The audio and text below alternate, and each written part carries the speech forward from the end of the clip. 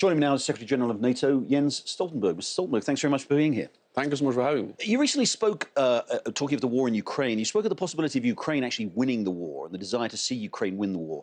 What does winning the war mean for Ukraine?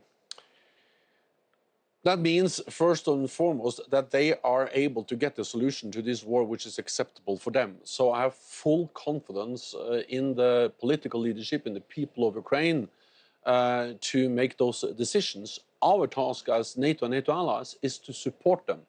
We know that most wars, they will at some stage end at the negotiating table, but we also know that the Ukrainian position around that table is totally linked to their position on the battlefield. So the stronger they are on the battlefield, the better solution outcome they can get. Does that mean pushing Russian forces not just out of Ukraine, where they were before February 24th? Does it mean perhaps possibly retaking Crimea, finally getting full Ukrainian control over those areas in the east of the country? Does it mean a complete return to the borders of Ukraine as they were before 2014?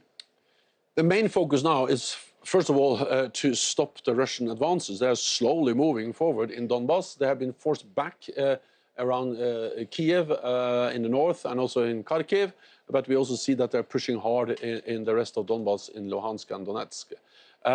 That's the main focus. And again, NATO allies provide critical support.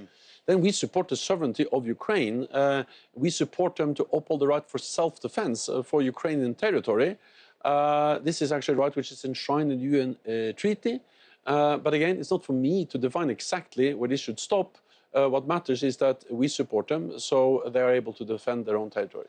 You're doing a remarkable job, I think everybody agrees, of supporting Ukraine. But it's a tricky job, isn't it? Because on the one hand, you want to provide the support to Ukraine that Ukraine needs to defeat the Russians. But at the same time, you don't want to do so much that perhaps it escalates into an all-out war between NATO and Russia. Do you think you're succeeding in walking that line at the moment?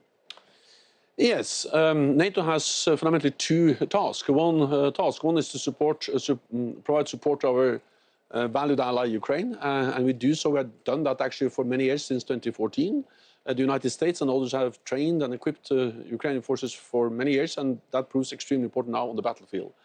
And then the other task and our core responsibility is, of course, to prevent this war from escalating to full-fledged war. That will cause even more damage, even more death and destruction. We do that partly by making clear that we support Ukraine, but NATO is not part of the war. We are not on the ground with NATO troops and forces.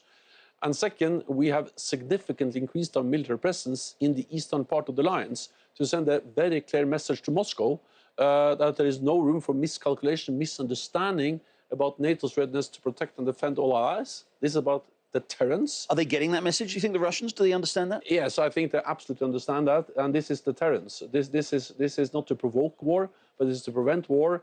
As long as we stand united, one for all for one, NATO's core task, then no NATO ally will be attacked.